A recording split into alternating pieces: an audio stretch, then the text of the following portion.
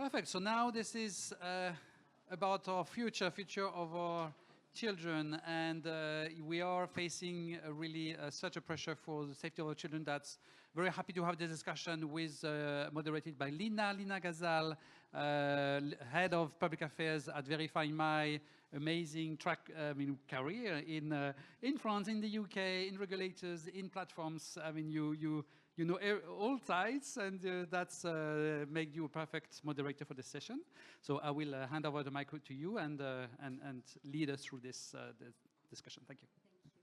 Thank you for the kind words, Jean-Christophe, and thank you for having us. Hi, everyone. Delighted to be here and to have that important conversation about age assurance today, because obviously 2025 has been a big year for age assurance, and I'm really looking forward to discussing it in more details. For those who don't know, Verify My, so we're a company specializing in age assurance and content moderation solutions. We've started in 2019, building age verification for e-commerce sites for age-restricted products, and we've developed and expanded in other industries, gaming, social media, adult sites, but also developing a lot of different age assurance solutions, including the latest one, the innovative email-based age estimation that was listed in Ofcom latest guidance on highly effective age assurance. And that's why, because there's so much going on in this space, I'm really happy to have two amazing experts with us today. Maybe I'll ask them to introduce themselves first. And what I want to use the time for today is to talk about the regulatory environment and what has been going on, talk about how the industry is responding, and do a bit of like forward-looking exercise as well. But first, Simon, if you can tell us a bit about you. Thank you very much, Lina, and good morning or good afternoon, everyone. I'm Simon Newman. I'm the CEO of the Online Dating and Discovery Association. So we're a trade body.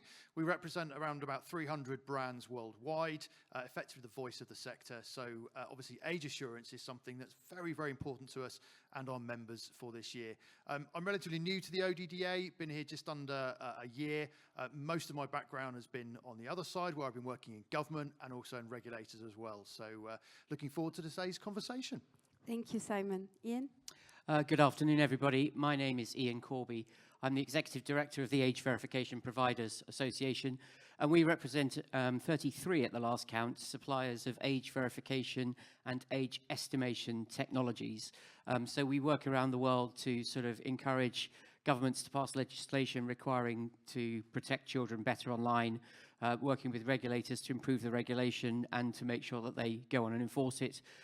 And then I have a second hat where I work for a non-profit called EU Consent, ASBL, based out of Belgium, which has done some work for the European Union and the United Nations on developing global interoperable solutions for age assurance with a mission to make the internet age aware. That's age, not identity. Thanks, Ian. And so let me stay with you to start off with. There's been so much going on in the past couple of years in terms of regulation in lots of different markets, France, UK, Germany. Do you feel that the trend will continue to be like market by market, country by country? Will we come to some kind of like harmonization? What's going on at EU level? Can you take us through that first? Yes, let me give you a very brief potted history of age assurance, because I think it's useful for context. We're talking about it now, but many countries have been doing this for many years. So I think Germany probably gets the credit to be the first country that really started to focus on this, with the KJM and the KSM regulating access particularly to adult websites since about 2003. And then we've seen other countries around Europe regulating it. The UK came in with the Digital Economy Act in 2017.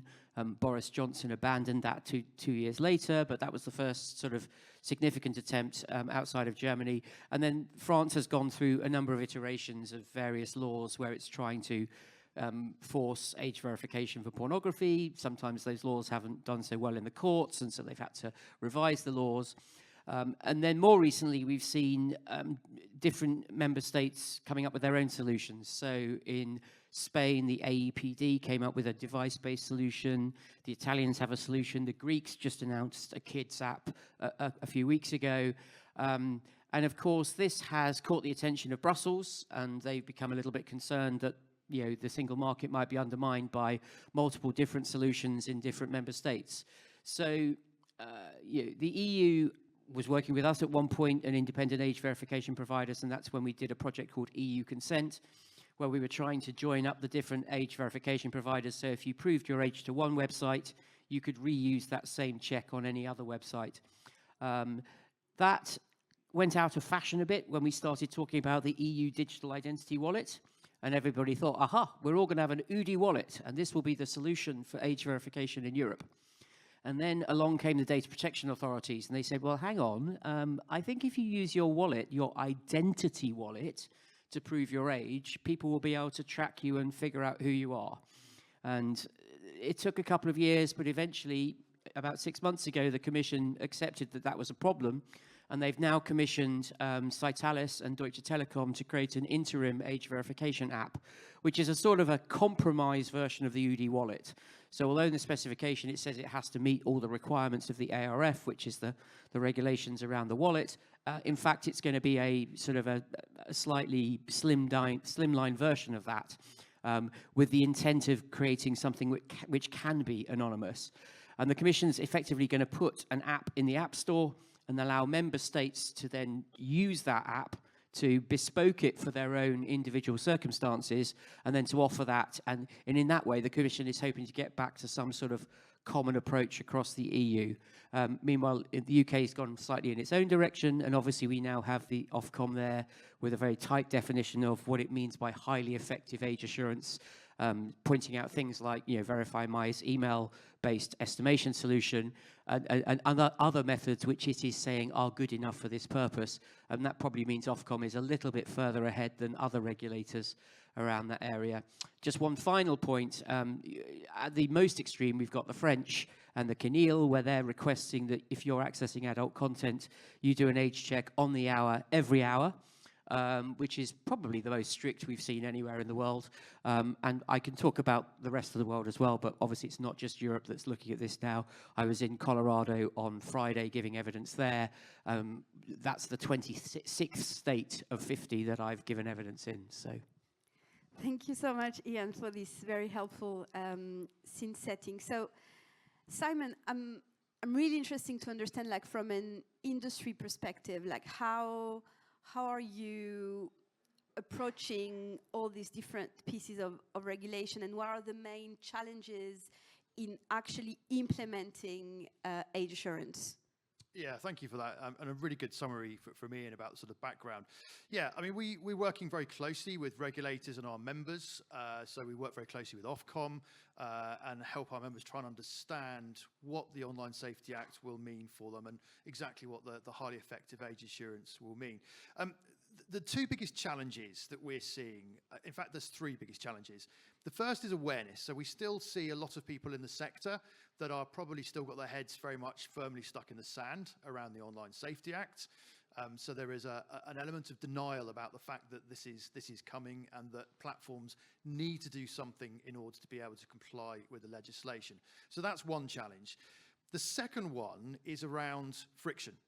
So some of the smaller, perhaps less well-known platforms are really concerned about the impact of implementing age assurance technology and how that will impact the user or the customer journey.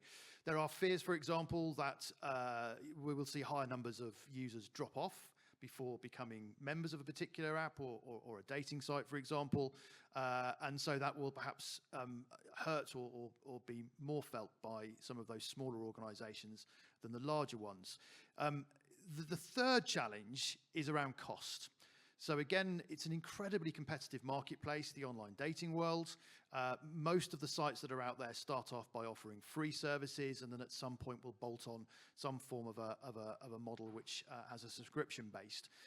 The challenge we've got is that these processes that are described in the Ofcom guidance, require some technical expertise and technical implementation, and with that comes cost. And so there are concerns at the moment. The cost of the transaction potentially eats away at any profits these organisations are making, and in some cases may make them unviable in the future. So, those are probably, from an industry perspective, the three biggest challenges that we face currently. Thanks for sharing, Simon. And because you mentioned everything that's going on in the industry, can I come to you, Ian, and try also to understand, there's been a lot of movement in the industry recently with Google, with Apple, Meta calling for more device-based or app store-based age assurance. How do you think this is going to unfold? Will these platforms kind of take the lead, or will it be driven by the regulatory requirements going forward? Yes, so I find myself stumbling into a very high stakes game between big tech, and you've got various solutions coming out. So Google are saying we will let people put a credential in the Google wallet, and we will find a way to transmit that credential to apps and websites.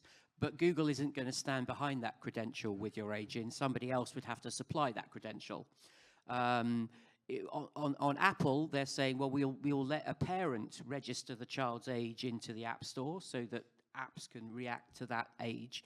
But again, that's just a parent making a decision. And we know parental controls require parents to be aware of them, to know how to use them, to decide to use them, and then to make sure that the kids don't find a way around them, or that the parents aren't persuaded through pester power to turn them off.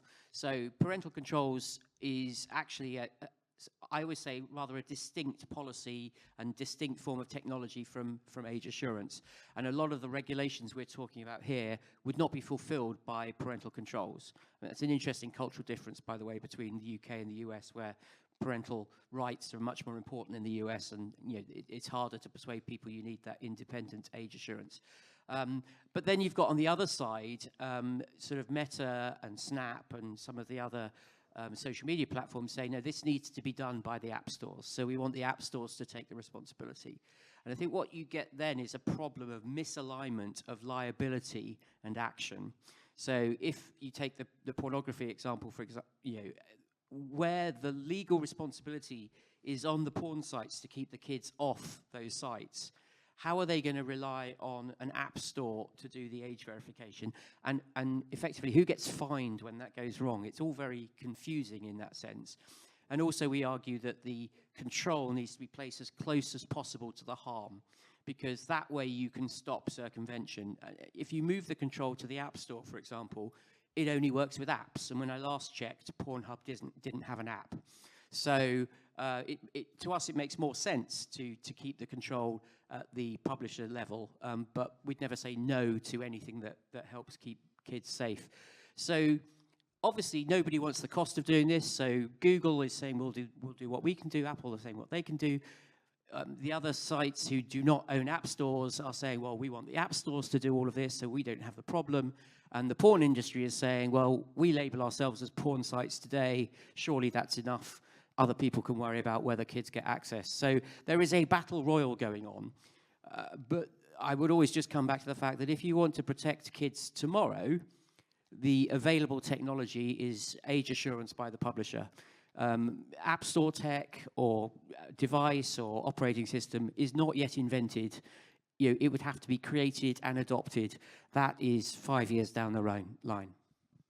Thanks, Ian. That's really helpful. And I think what's also interesting to understand from the industry is, because when we talk about trust and safety, there's always this question between, is it a cost or is it actually something that will benefit and make the platform safer? So in dating in particular, how are you kind of approaching this? Is it a sort of compliance burden? Is it a sort of way to make it safer, and how your members are approaching that?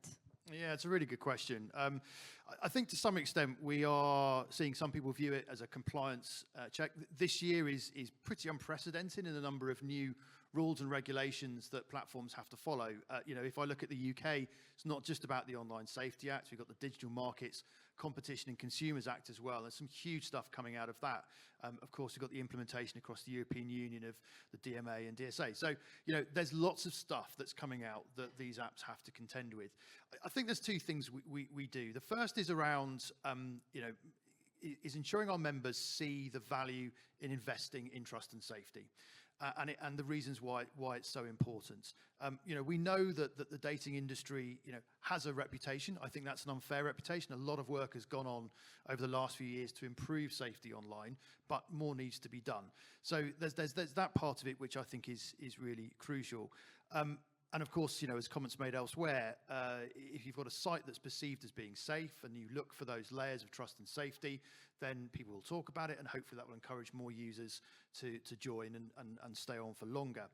The other aspect, and I think this is where, you know, we all as professionals in the industry have a responsibility, and that's about educating consumers, the important. You know, I talk about an informed consumer, a consumer that goes onto an app or to a site and asks those questions. How are these organizations and these apps looking after me, my data, my safety? What measures have they got in place? So I think, you know, as an association, we work very hard to try and promote the consumer safety side of it, to educate those consumers and work with our members to do more. But, you know, there's a lot of work to be done. It's a big challenge.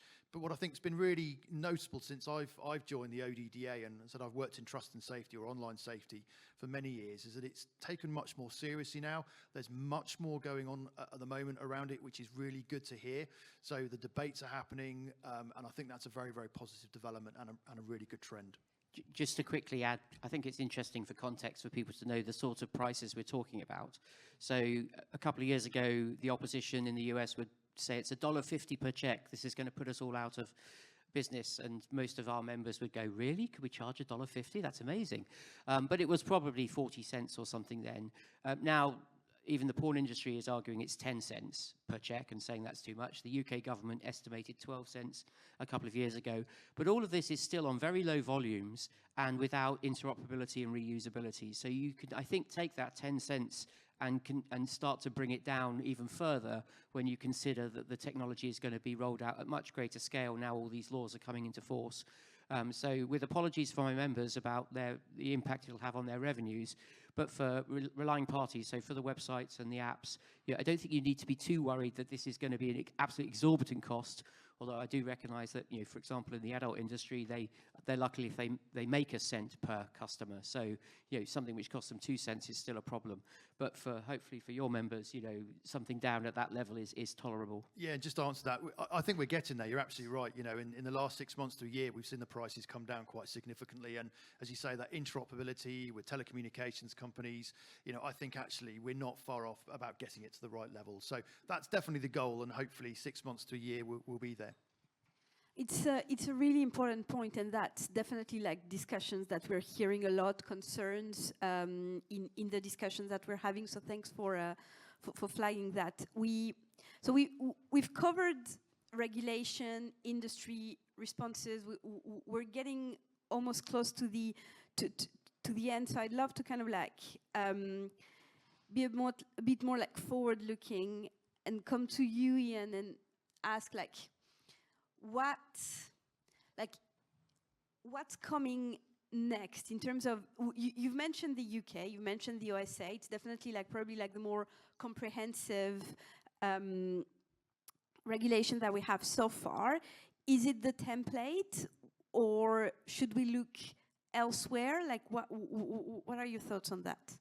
So I've been in this sector for 6 years, and I've never believed I had a life expectancy of more than about 2 years. I always thought that either Apple and Google would come in and take over the market, or government ID would come in and take over the market. That hasn't happened yet. So I don't think we've seen a particular model emerge that is going to dominate across the world. And as I said, there are real cultural differences in how different jurisdictions want to approach this. It's going to be very interesting to look at Australia, where they've got a 16+ ban coming in December.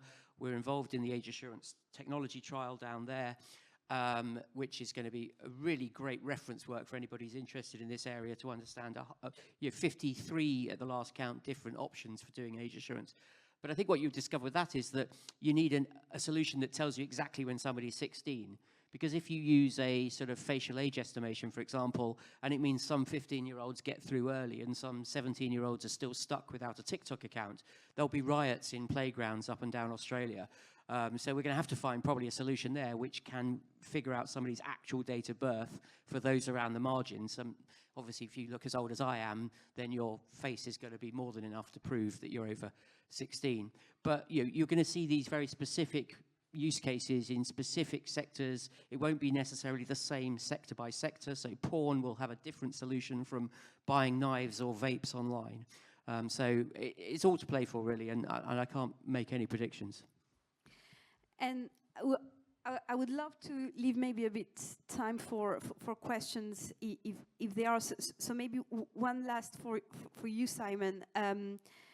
If we were to sit here in a year's time, like 2026, what do you think would have changed in the industry in terms of age assurance? Like maybe like what you would hope, like where do we want to be in a year's time? Yeah, so I mentioned the term friction earlier, and I think that's the goal. And the speed of change that we've just talked about, I think, is really impressive. So in 12 months from now, I'd like us to have as frictionless process as possible, so that the apps effectively can verify someone's age, almost seamlessly. So that's got to be the goal from 12 months from now. I think, again, as I talked about that informed consumer, I want to see consumers ask those right questions so that we actually are encouraging them to use reputable apps and platforms that actually do take trust and safety very seriously. That's really important. We'll have some experience and some knowledge from what people have tried and tested, and I think those case studies will be really valuable as well. The one thing, there's two very quick things I just wanted to touch upon, which I kind of the risk side of things, really. The one is around kind of the data privacy risk, which is always a challenge. So on the one hand, we are telling people, you've got to keep your data. Don't share data with people. It's your personal data.